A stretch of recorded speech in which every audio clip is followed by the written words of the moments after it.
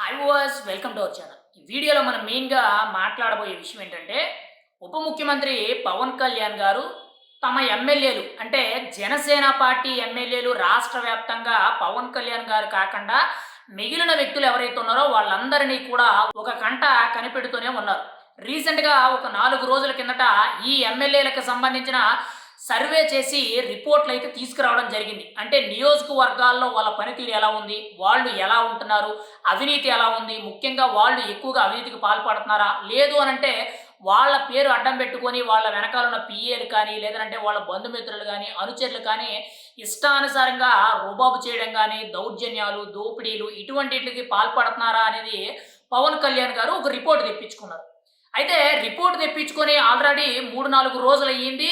దానికి సంబంధించి ఇప్పుడు తాజాగా చూసుకుంటే కొంతమంది ఎమ్మెల్యేల మీద కొత్తగా ఎమ్మెల్యేల మీద ఇప్పుడు వరకు కూడా వాళ్ళకి ఎమ్మెల్యే పదవి అంటే తెలియని వ్యక్తులు ఎవరైతే ఉన్నారో వాళ్ళు కొద్ది మొత్తంలో వాళ్ళు చేశారో తెలీదు, వాళ్ళ వెనకాల ఉన్న వాళ్ళు చేశారో తెలియదు కానీ అవినీతికి పాల్పడుతున్నారని చెప్పి పవన్ కళ్యాణ్ గారు వాళ్ళని స్పెషల్గా జనసేన పార్టీ కేంద్ర కార్యాలయమైన మంగళగిరి పార్టీ ఆఫీస్కి పిలిపించి ఒక రకంగా గట్టిగా సీరియస్ అయ్యారు.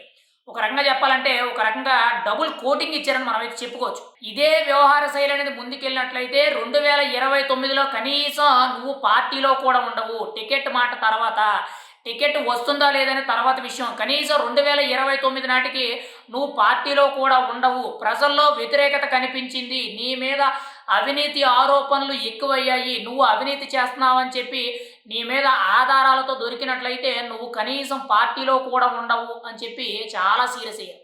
ఎందుకంటే పవన్ కళ్యాణ్ గారు ఎంత నిజాయితీ పరుడు అనేది అందరికీ తెలుసు. తన సొంత జోబుల డబ్బులు ఖర్చు పెట్టడం తప్పితే ఎక్కడా కూడా ఎదుటోడి దగ్గర నుంచి ఒక రూపాయి తిన్నాడని ఇప్పటి వరకు కూడా ఎక్కడా కూడా ఆధారాలతో కనీసం ఆయన్ని తప్పు పట్టినట్టు కూడా ఎక్కడా లేదు. ఏదో కొంతమంది కారు కోతలు కోతారు తప్పితే అందులో ఎటువంటి వాస్తవాలు అనేవి లేవు.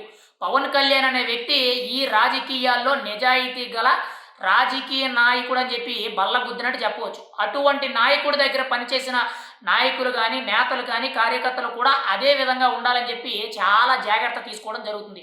అనకాపల్లి జిల్లాలో ఉన్న కొత్తగా ఎమ్మెల్యే అయిన ఆ నేతలు అవినీతికి పాల్పడుతున్నారని, దాంతోపాటు కాకినాడ జిల్లా పరిధిలో ఉన్న ఎమ్మెల్యేలు అవినీతికి పాల్పడుతున్నారని చెప్పి చాలా కీలకంగా తెలుస్తుంది. ఇంకా ముఖ్యంగా చూసుకుంటే ఉత్తరాంధ్ర జిల్లాల్లో ఎవరైతే ఎమ్మెల్యేలు ఉన్నారో వాళ్ళు కానీ, ఇటు రాయలసీమ జిల్లాల్లో ఉన్న ఎమ్మెల్యేలు ఎవరైతే ఉన్నారో వీళ్ళు ఒక రకంగా ఎమ్మెల్యే అనే పేరు కూడా మర్చిపోతున్నారంట. అంటే ఇక్కడ ఎలా ఉందనంటే ఎమ్మెల్యేకు ఉండే అధికారాలు ఏవైతే ఉన్నాయో అవి కూడా తెలియడం లేదంట. కేవలం వాళ్ళు ఏదో నిమిత్త మాత్రంగా ఎమ్మెల్యేగా ఉంటున్నారు తప్పితే వాళ్ళ పేరు అడ్డం పెట్టుకొని చాలామంది కూడా దోపిడీలు దౌర్జన్యాలు చేయడం ఒక రకంగా గత ప్రభుత్వం అయిన వైఎస్ఆర్సీపీ ప్రభుత్వంలో ఉన్న నాయకులే ఇప్పుడు కొంతమంది చలామణి చేయడం జరుగుతుంది. కొంతమంది టీడీపీ నాయకులే వీళ్ళ మీద చలామణి చేయడం జరుగుతుంది. రైల్వే కోడూరు పాలకొండ నియోజకవర్గాల్లో ముఖ్యంగా ఇటువైపు చూసుకుంటే పోలవరం నియోజకవర్గాల్లో వీళ్ళ పెత్తనం అనేది ఎక్కడా సాగట్లేదంట. అవినీతి సంగతి పక్కన పెడితే వీళ్ళంత అవినీతి చేసింది ఏమీ లేదంట. కానీ ఇక్కడ వీళ్ళకంటే కూడా వేరే పార్టీకి సంబంధించిన నాయకులు వీళ్ళకంటే కూడా వాళ్ళ పెత్తనాలు ఎక్కువ ఉన్నాయంట. అంటే జనసేన ఎమ్మెల్యేల కంటే కూడా వాళ్ళ పెత్తనాలు అనేవి ఎక్కువగా ఉన్నాయంట. ముఖ్యంగా కాకినాడ అనకాపల్లి జిల్లా పరిధిలో ఉన్న కొంతమంది కొత్తగా ఎమ్మెల్యే అయిన నేతలు అవినీతికి పాల్పడుతున్నారని చెప్పి పవన్ కళ్యాణ్ గారికి తెలియడంతో వాళ్ళ మీద చాలా గట్టిగా సీరియస్ అయ్యారు.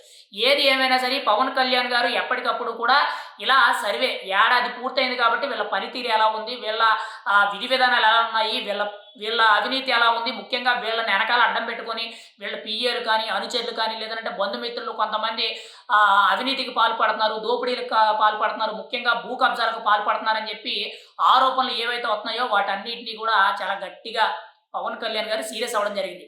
ఏది ఏమైనా సరే పవన్ కళ్యాణ్ గారి పార్టీలో ఉండాలన్నా కానీ పవన్ కళ్యాణ్తో రాజకీయం ఒక 15-20 సంవత్సరాలు అంటే దాదాపుగా ఒక 15-20 సంవత్సరాల పాటు కూడా వాళ్ళు కూడా వాళ్ళ నియోజకవర్గంలో ఒక గొప్ప నాయకుడని పేరు తెచ్చుకోవాలంటే ఖచ్చితంగా పవన్ కళ్యాణ్ ఆ అంటే ఆ ఊ అంటే ఊ అనే విధంగా ఉండాలి తప్పితే ఎక్కడా కూడా ఈసారికి ఎమ్మెల్యే అయ్యాం కాబట్టి వచ్చేసారి మనం ఎమ్మెల్యే అవుతామో లేదో మనకు తెలియదు, మన ఇష్టానుసారంగా అవినీతి చేద్దామంటే మాత్రం ఖచ్చితంగా పవన్ కళ్యాణ్ గారు అయితే వదిలిపెట్టే సమస్య అయితే లేదు. ఇప్పుడు తాజాగా పవన్ కళ్యాణ్ గారు ప్రభుత్వ ఇంటెలిజెన్స్ టీం ఎవరైతే ఉన్నారో వాళ్ళ తరపు నుంచి ఒక సర్వే, ఇంకో వైపు నుంచి బయట సర్వే సంస్థలు ఏవైతే ఉన్నాయో వాటి నుంచి ఒక సర్వే చేయించుకోవడం జరిగింది. ఈ రిపోర్ట్లన్నీ తెప్పించుకొని ఇప్పుడు జనసేన ఎమ్మెల్యేలకి పవన్ కళ్యాణ్ అయితే చాలా సీరియస్‌గా వార్నింగ్ ఇవ్వడం జరిగింది.